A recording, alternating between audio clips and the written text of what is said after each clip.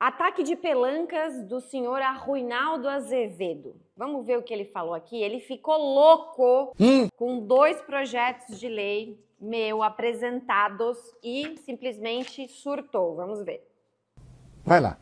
A deputada federal Júlia Zanatta, do PL de Santa Catarina, apresentou 2 projetos de lei que buscam desobrigar a vacinação de crianças e proibir de forma ampla a imposição de vacinas em todo o território nacional, inclusive em contextos de pandemia ou calamidade pública. Exatamente. Desobrigar para não haver perseguição, coação, restrição de direitos, como fizeram no caso que eu denunciei em Cunha-Porã. Queriam arrombar a porta da casa dos pais para pegar a criança e levar para vacinar no postinho e devolver a criança. Você é a favor disso? Eu não sou. Estamos vivendo tempos sombrios. Depois, não felizes com esse abuso de autoridade dos agentes estatais, o que o Tribunal de Justiça de Santa Catarina decidiu? Restringir os direitos, tirar a CNH e o passaporte dos pais. Os pais tiveram que fugir da cidade de Cunha-Porã. Então, o meu projeto, o objetivo é que não tenha esse tipo de perseguição, que os indivíduos sejam livres para escolher. E vou frisar aqui, eu sou a favor de que o Estado forneça a vacina, incentive a vacina e dê informações sobre a vacina. E cada um escolha. Sempre foi assim. E quando começaram a perseguir, é que as pessoas começaram a desconfiar. Mas vamos continuar aqui no ataque de pelancas, que tá bem legal. No PL... Fala um pouco, Valeu Bene. Eu gosto dessa parte. Ele gosta inclusive dessa parte. Em contexto de pandemia. Vai lá. No PL... Sim, senhor, porque pandemia não é motivo para restringir direitos. Porque a maior emergência são os nossos direitos individuais, os nossos direitos naturais, a nossa liberdade. Porque senão o vírus aí escapa do laboratório, que no começo era a teoria da conspiração, né? Hoje tá lá nos Estados Unidos confirmado que o Covid saiu de um laboratório chinês. Aí eles inventam um vírus para conseguir controlar o mundo todo numa governança global, igual fizeram agora um pacto pandêmico lá no OMS. E é por isso que os Estados Unidos saiu da OMS, a Argentina saiu da OMS, os líderes mundiais que têm sanidade mental estão saindo da OMS, porque não é mais sobre saúde, é sobre ideologias. Projeto de Lei 2641 de 2025, a deputada propõe que toda vacinação somente poderá ser realizada mediante consentimento expresso, livre e esclarecido do indivíduo ou de seu representante legal. A medida se aplica a todas as faixas etárias e veta a exigência de comprovação vacinal para matrícula em escolas, acesso a serviços públicos, participação em concursos ou emissão de documentos. Mas é claro, gente, se você ler, o cidadão que parar para ler o meu projeto de lei, o 2641 de 2025, isso aqui é um tratado da liberdade. Porque o que a gente viu após a pandemia são coisas inaceitáveis e inacreditáveis. A UFSC, por exemplo, ela exige comprovante de vacina para matrícula.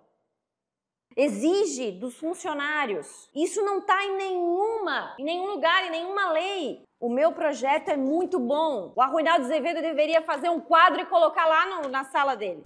O que mais, Arthur? A proposta também busca incluir no Código Penal o crime de coação vacinal, com pena de reclusão de 2 a 4 anos. Conforme o texto, haverá agravante se o autor for servidor público ou se o ato ocorrer em instituições de ensino ou saúde. O projeto define como coação não apenas a ameaça direta, mas também medidas indiretas como restrições. Sim. Se um agente público... Aquilo que aconteceu em Cunha-Porã foi abuso de autoridade. Então, por que eu falo aqui de criar o crime de coação vacinal? Porque nós estamos vendo isso acontecer. A vacinação forçada, que pega alguém à força e leva para vacinar, ela não é permitida no Brasil. Nem o Lewandowski, quando era ministro do STF, teve essa pachorra de permitir isso. Ele diz lá na decisão dele que não pode dar vacinação à força, mas ele permite a vacinação compulsória, que é restringir direitos, impedir de acessar uma CNH, um passaporte, um local, que eu sou contra isso também. Restrições de acesso a serviços e benefícios. Muito bem. E aí ela fez um outro, que os pais não podem ser punidos, etc. E aí eu fiz um outro, que é o PL 2643 de 2025, que diz o quê? acrescenta o parágrafo 4º a uma lei lá de 1975 para desobrigar os pais ou responsáveis de vacinar menor mediante a apresentação de atestado médico que contraindiquem a aplicação do imunizante. Por que eu fiz esse projeto de lei aqui? Porque estão desrespeitando até mesmo a autonomia médica. Ministério Público, Judiciário, juízes querendo dizer o que o médico pode ou não pode indicar ou contraindicar. E médicos calados, médicos com medo. Então, que faculdade o cara que é do Ministério Público ou que é juiz fez? Direito, não de medicina. Então tem que ser respeitada a autonomia médica e também a autonomia do poder familiar. Existe já um decreto de 1975 que fala isso, mas parece que esqueceram. Então nós estamos reforçando isso aqui. E diz assim: por que é que a Júlia Zanatta não torna facultativa a vacinação de vaca? E aqui, obviamente, né, ele quis talvez me chamar de vaca, né, mas na verdade o gado quem é não sou eu, né? Boi. Febre aftosa.